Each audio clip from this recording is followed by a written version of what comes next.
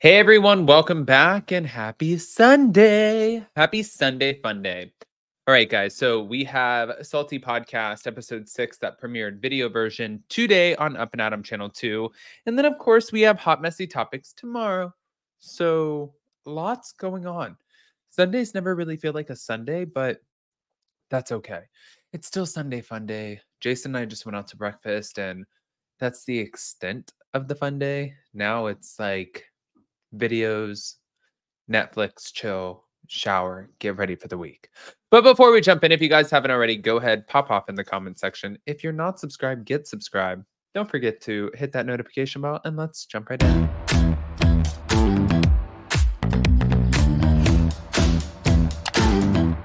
Cause no one can do it like we do it, like we do it, like we do it. Cause no one can do it like we do it, like we do it, like we do it.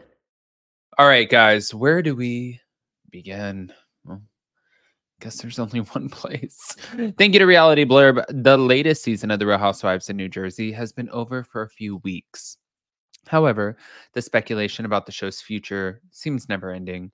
Of course, many fans and people on the cast turned against Jackie Goldschneider after it was revealed that she had been in contact with Louis' ex.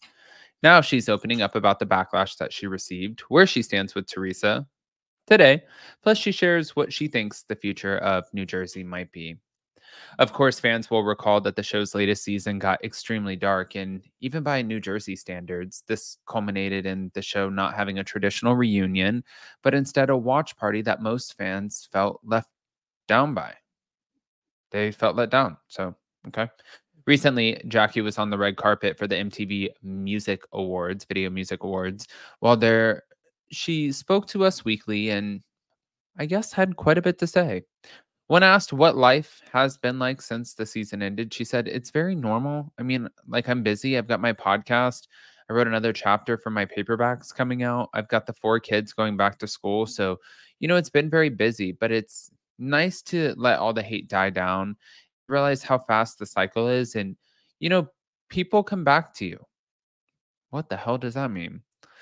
The interviewer then asked if she expected the backlash that she received from the end of the season. And she said, "I know it was coming, but I also know it only exists in my phone. Like, you meet people in real life and everyone is so loving. It's all part of it."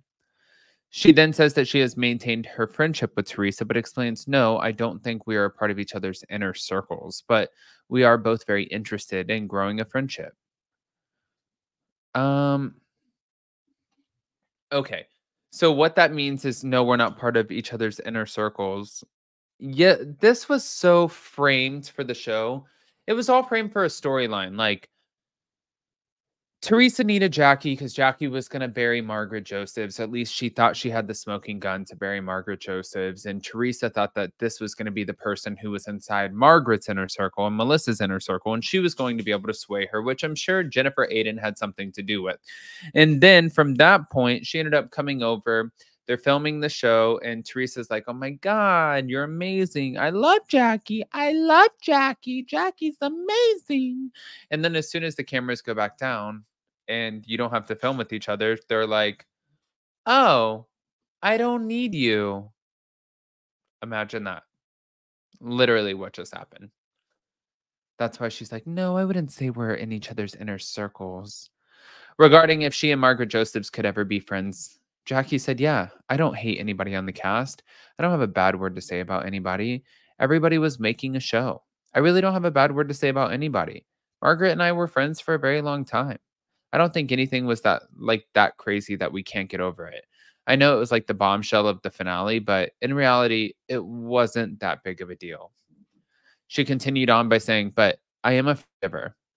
And I like to let go of things, so I can't answer for everyone else. There are other people who love to fight.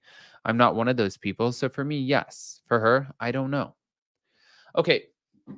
This is also one of those, like, it's like a nice nasty. Like, I could see myself being friends with her, but I'm also one of those people that don't like, I don't love to fight, but like for her, I don't know. Maybe she loves to fight.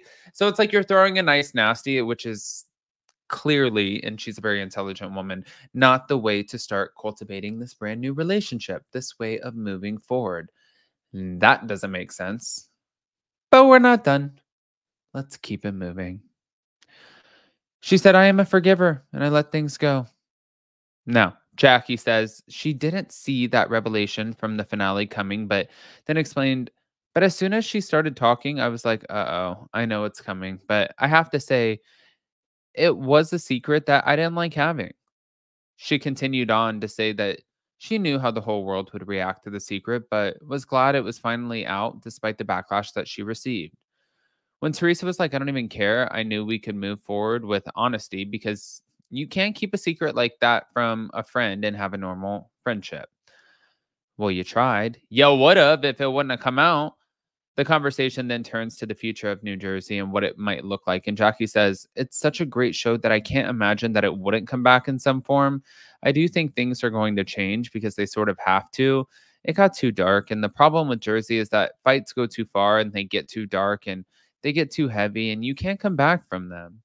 I would like to see a cast that includes me where the fighting is more petty and you can come back from it and have a good time. She also says that she doesn't see Bravo creating two separate shows for New Jersey, but having a cast with some old and some new. Hmm. I mean, at the end of the day, I'm looking at this in like the cast and what they're trying to say right now, and we have speculated so much on a lot of this, you guys. I don't buy shit that they're putting out there right now as far as the cast. I think that like it's kind of like Andy said, like we're not going to know about this until 2025. But speaking of not knowing, I mean, we also did not know about this. Thank you to Reality Blurb. Stassi Schroeder admitted to sending self-harm photos to her husband and Katie Maloney in her new book. In her just released memoir, You Can't Have It All, The Basic Bitch Guide to Taking the Pressure Off, she looked back on dark moments of taking her life and addiction to Adderall as she recalled the time when she used the images to get back at her now husband, Beau, for going out without her.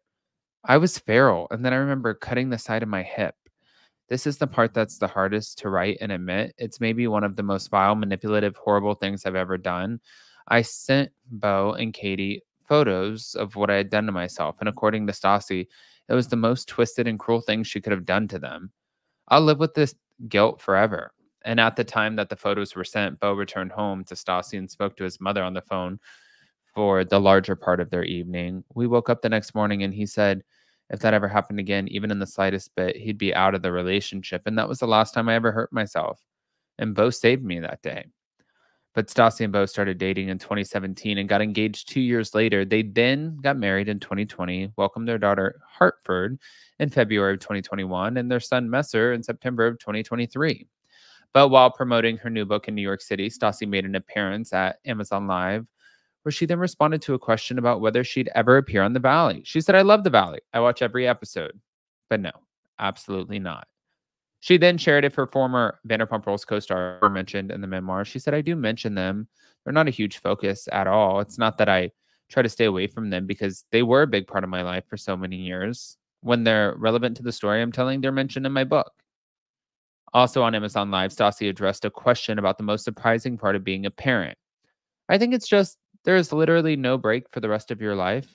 Even when someone is watching your kids, even when you're on vacation away from them, it's still not a break because you're still thinking about them 24/7. You're still worrying about them 24/7. There's no end to it. You can't just not be a mom and don't care. And that was the biggest surprise. I don't know why I thought I'd be able to just like do a staycation with my husband and be like, I'm fine. I'm not thinking about them. Nope. And then we talk about them while we're on our staycation. Oh. All right, guys, I want to hear what your thoughts are, especially about the New Jersey of it all. So pop off in the comment section, please. Don't forget to hit that notification bell. If you're not subscribed, get subscribed. And we'll see you next time. Love you guys.